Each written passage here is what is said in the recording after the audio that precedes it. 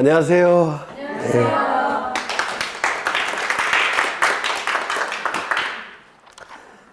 반갑습니다. 오늘은 354조 79번 볼 거예요. 79번. 79번 피시고요. 그 다음에 요것도 한번 피세요. 10쪽 보시면 돼요. 10쪽. 거기 판사할 것을 거기다가 해놨어요. 79번을 보시면 다음은 공간정보의 구축 및 관리 등에 관한 법률상 합병 신청을 할 수 없는 경우이다. 틀린 것은 이라고 되어 있는데요. 수업 시간에는 아직 안 한 거예요. 근데 한번 하겠습니다. 여기 두 필지 이상의 토지를 한 필지로 합쳐서 지적공부에 등록하는 걸 합병이라고 얘기합니다. 두 필지 이상의 토지를 한 필지로 합쳐서 지적공부에 등록하는 것을 합병이라고 불러요.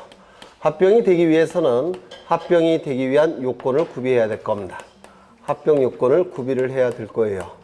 이 합병 요건은 5가지가 있는데, 첫 번째, 두 필지 이상의 토지를 한 필지로 합쳐서 지적공부에 등록하는 것이 합병이니까 합병 이후에 한 필지가 성립되죠. 따라서 한 필지 성립 요건을 구비해야 됩니다. 한 필지 성립 요건을 구비해야 돼요. 한 필지 성립 요건은 뭐가 있죠? 지번 부여 지역이 동일할 것, 소유자가 동일할 것, 지목이 동일할 것, 집안이 연속적일 것, 축척이 동일할 것, 등기 여부가 동일할 것, 지소, 지지축 등 이렇게 외우셨습니다. 두 번째, 이게 좀 어려운데요. 합병 제한 사유가 없어야 됩니다. 합병을 제한하는 사유들이 있어요. 이 합병을 제한하는 사유가 없어야 됩니다.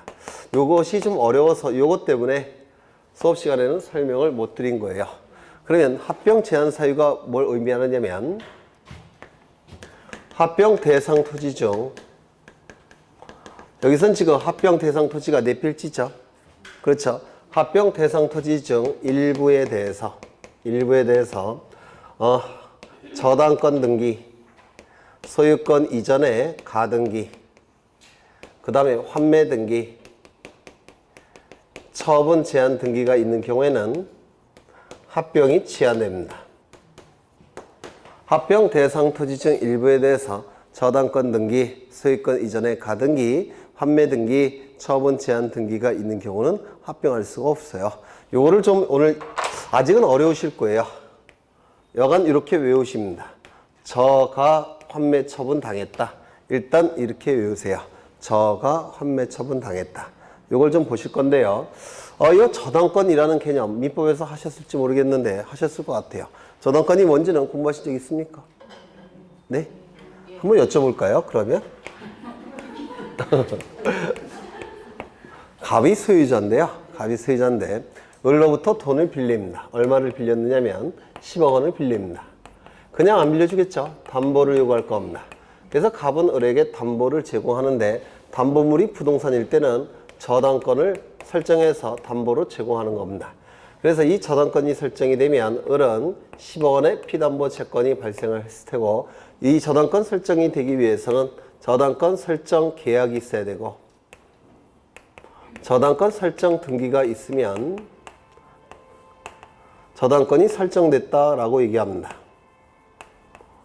물권행위 플러스 등기, 물권 변동 이렇게 되는 거예요. 186조에서 물권행위 플러스 등기, 물권 변동 이렇게 되는데, 등기까지 이루어지면 을은 저당권을 취득하게 될 겁니다. 이건 뭐라고 부릅니까? 네, 담보가 잡힌 채권이라고 해서 피담보 채권이라고 불러요. 이런 담보물권 저당권이죠. 그런데 변제기에 이것이 변제가 되면 문제가 없는데 변제가 되지 않습니다.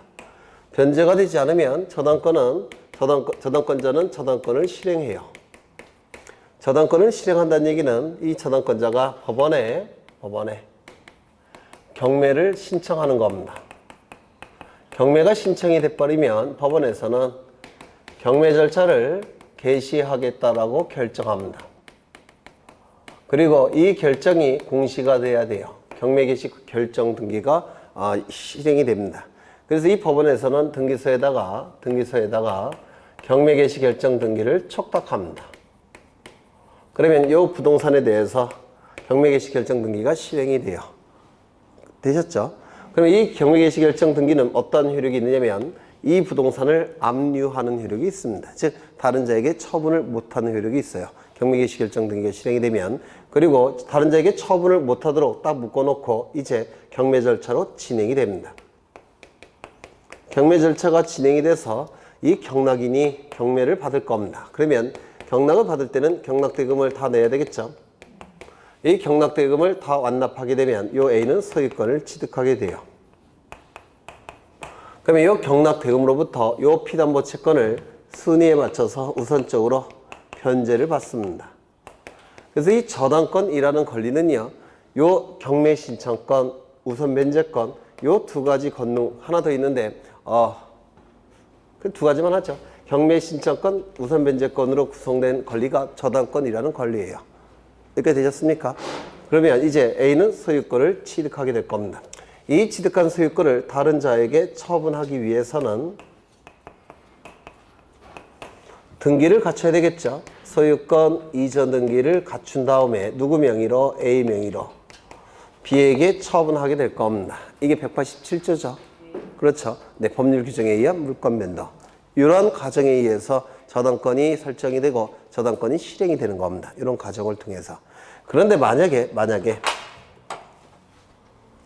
요 갑이 이 한 필지 토지 일부에 대해서만 저당권을 설정할 수 있다라고 한다면, 즉 저당권 등기가 가능하다면, 일부에 대해서 저당권 등기가 가능하다면 이 A도 일부만 취득해야 되겠죠. 맞습니까? 일부만 취득할 겁니다. 맞습니까? 그러면 일부에 대한 소유권 이전 등기가 가능해야 되는데 일부에 대한 소유권 이전 등기는 없어요. 일부에 대한 소유권 이전 등기가 없으니까 일부에 대한 저당권 등기도 존재할 수가 없어요. 이거 이해가 되십니까? 그렇죠. 그래서 일부에 대한 저당권은 존재할 수가 없습니다. 그러면 일부에 대한 저당권이 존재할 수 없다면 여기에 저당권이 설정이 됐을 때 합병을 하게 되면 일부에 대한 저당권 등기가 가능해야 되는데 이게 가능합니까? 안 되겠죠. 따라서 합병 대상 토지 일부에 대해서 저당권 등기가 되기 때문에 처음부터 합병을 허용하지 않습니다. 이거 이해가 되실까요? 네, 이게 합병 제한 사유라고 얘기합니다. 그러면 이거는 어떨까요? 이 저당권 등기가 되어 있을 때는 소유권 이전 등기가 불가능하니까 저당권 등기가 처음부터 허용되지 않는다는 뜻이에요. 이거 이해가 되십니까? 굉장히 어려운 건데 이해하실 리가 없는데 이해하시네요. 네. 그러면 이건 어떨까요? 소유권 이전에 가등기가 이루어진 후 소유권 이전에 본등기가 이루어지죠. 그러면 소유권 이전에 본등기, 소유권 이전 등기가 불가능하다면, 한 필지 일부에 대해서 소유권 이전 등기가 불가능하다면 소유권 이전에 가등기 가능하겠습니까? 안 되겠죠. 그러면 여기에 소유권 이전에 가등기가 설정이 된 상태에서 합병을 하게 되면 이 일부에 대해서 소유권 이전 등기가 돼야 되는데 이게 안 되니까 가등기도 안 되는 겁니다. 결국은 이것도 소유권 이전 등기가 불가능하니까 가등기고 안 되는 겁니다. 이거 이해가 되시나요? 이것도 마찬가지예요. 환매권자가 환매권을 행사하면 환매권자 명의로 소유권 이전 등기가 돼야 돼요. 그러면 일부에 대해서 환매 등기가 된 상태에서 합병을 하게 되면 환매권자가 환매권을 행사할 때 이 부분이 환매권자 명의로 소유권 이전 등기가 돼야 되는데 이게 불가능하다니까요. 그러면 환매 등기도 처음부터 됩니까? 안 됩니까? 안 된다는 겁니다. 이것도 마찬가지입니다. 처분 제한 등기는 가압류와 가처분이 있는데요. 가압류 채권자가 가압류 채권을 시행해버리면 경매 절차를 통해서 마찬가지로 경락인에게 넘어갑니다. 저당권일 때는 이 경매 절차가 임의 경매 절차라고 부르고요. 이 가압류 채권자는 강제 경매 절차를 통해서 경락인에게 넘어가는 거예요. 그럼 일부에 대해서 가압류 등기가 되어 있다면 합병이 됐을 때 이 일부에 대해서 강제 경매 절차를 통해서 경락인에게 넘어가야 되는데 경락인 명의로 소유권 이전 등기 할 수 있습니까? 없다 그랬죠. 일부에 대한 소유권 이전 등기는 허용되지 않습니다. 따라서 가압류 등기도 안 돼요. 처분금지 가처분 등기도 마찬가지입니다. 처분금지 가처분 채권자는 나중에 채권이 변제되지 않으면 경매 절차로 넘기는 게 아니라 소유권을 뺏어오는 겁니다. 나중에 보시면 알 거예요. 그러면 일부에 대한 가처분 등기가 됐다는 얘기는 나중에 소유권 뺏어올 때 소유권 이전 등기 해야 되는데 일부에 대한 소유권 이전 등기 안 된다고 했죠. 따라서